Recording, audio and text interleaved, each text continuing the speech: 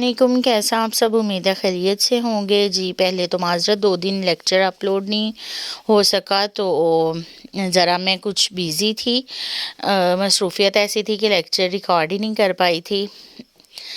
اب آتے ہیں ہم اپنے سبق کی طرف۔ آیت نمبر 147 سے ہمارا سبق کا آغاز ہو رہا ہے۔ سورۃ البقرہ۔ اعوذ باللہ من الشیطان الرجیم، بسم اللہ الرحمن الرحیم۔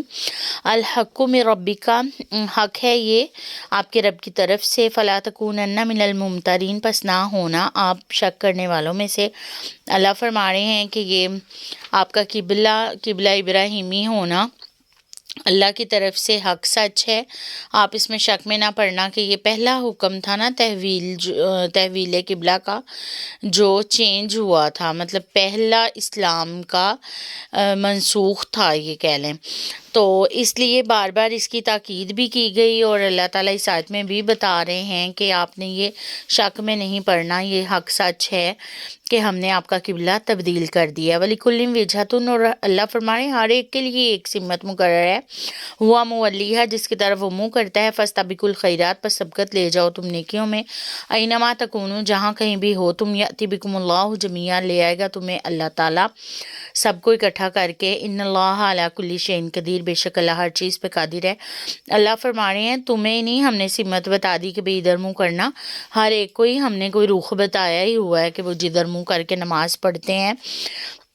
بیت المقدس بھی تو ہم ہی نے بتایا ہوا تھا نا، اب اگر بیت اللہ دے دیا ہے، قبلہ چینج کر دیا ہے، تو اس کی طرف بھی تم نے منہ کر کے نماز پڑھنی ہے۔ تو نیکیوں میں سبقت لے جاؤ، جو سب سے پہلے نیکی کرتا ہے نا، تو اس کے بعد کرنے والوں کا سب کا اجر اسے ملتا ہے۔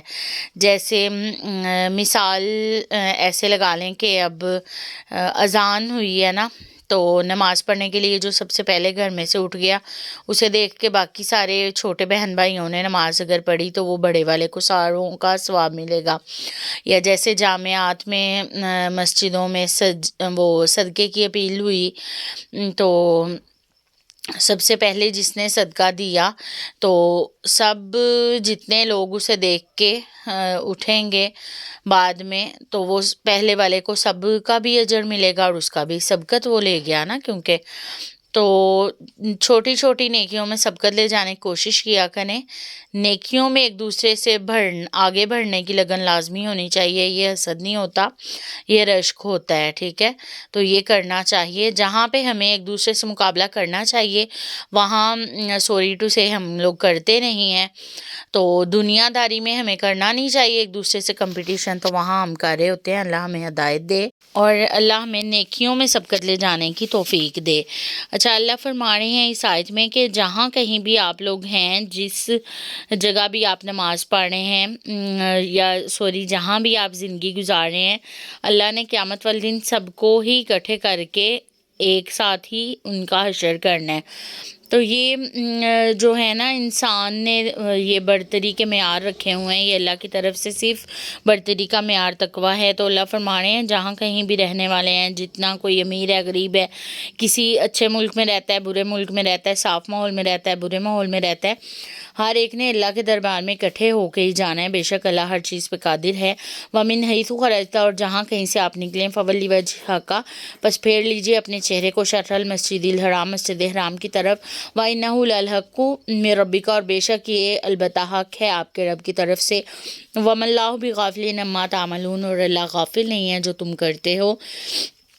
اللہ فرما رہے ہیں جہاں کہیں سے بھی آپ نکلیں، جس گھر سے نکلیں، مسجد میں جس محلے سے نکلیں، جس شہر سے نکلیں، مسجد حرام بیت اللہ کا نام ہے، تو بیت اللہ کی طرف ہی منہ کر کے آپ نے نماز پڑھنی ہے۔ جیسے ہر شہر کا قبلہ چینج ہوتا ہے نا، ہم نے گھر نہیں دیکھنا، ہم نے سٹی نہیں دیکھنا، ہم نے بیت اللہ کو دیکھ کے نماز پڑھنی ہے۔ تو اللہ فرما رہے ہیں بے شک یہ حق ہے آپ کے رب کی طرف سے، بیت اللہ کا ہونا سچی بات ہے، اور بیت اللہ کا ہمارا قبلہ ہونا سچی بات ہے۔ تو اللہ فرما رہے ہیں کہ جو بھی تم عمل کرتے ہو نا، اللہ غافل نہیں ہے، اللہ تعالیٰ کو بہت پتہ ہے کہ تم کیسے عمل کر رہے ہو اور کہاں سے تم نماز پڑھ رہے ہو، کدھر منہ کر کے پڑھ رہے ہو، سارا کچھ اللہ جانتا ہے۔ آج کے لیے اتنا ہی، انشاءاللہ کل جو ہے وہ باقاعدگی سے ہم زیادہ میں کوشش کیا کروں گی تھوڑا لیکچر اب لمبا دیا کروں. آج کافی دن کے بعد دیا ہے نا تو اس لیے انشاءاللہ اتنے پہ اکتفا کرتے ہیں. صدق اللہ العظیم. جزاک اللہ.